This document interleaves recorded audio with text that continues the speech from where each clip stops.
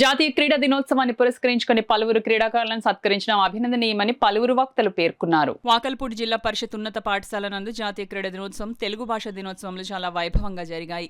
ఈ కార్యక్రమం పాఠశాల ప్రధాన ఉపాధ్యాయులు బి శ్రీనివాస్ కుమార్ అధ్యక్షతన జరిగింది. ఈ కార్యక్రమంలో జాతీయ క్రీడా దినోత్సవాన్ని పురస్కరించుకుని పాఠశాలలో గల క్రీడా భవనంకు ధ్యాన్ చంద్ క్రీడా భవనంగా నామకరణం చేసి అధ్యక్షులు సభనందు ప్రకటించారు.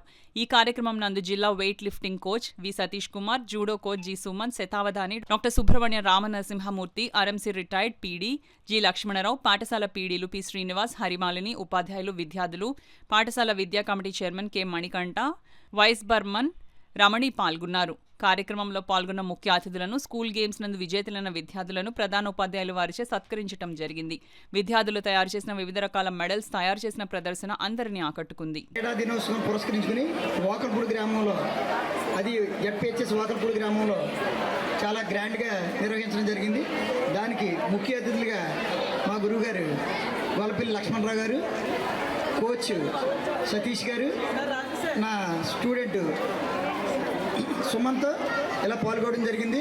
అలాగే తెలుగు భాషా దినోత్సవాన్ని పురస్కరించుకుని కూడా నరసింహరావు గారిని తీసుకుని వచ్చి ఆయన కూడా సన్మానం చేయడం జరిగింది. వాళ్ళందరికీ నా హృదయపూర్వక ధన్యవాదాలు. గారు పుట్టినరోజు క్రీడా దినోత్సవం జరుపుకోవడం చాలా ఆనందదాయకమైన విషయం. ఈ స్కూల్ చూస్తుంటే ఇది స్కూలా కాలేజీ అనిపిస్తుంది.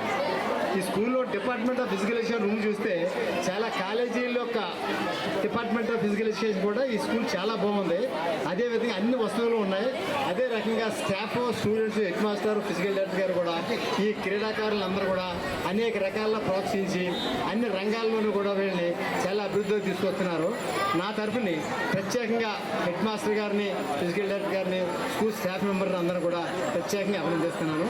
Thank you very much. Wait lifting coach Satish గారిని కూడా ఈ కార్యక్రమానికి ఆహ్వానించాము.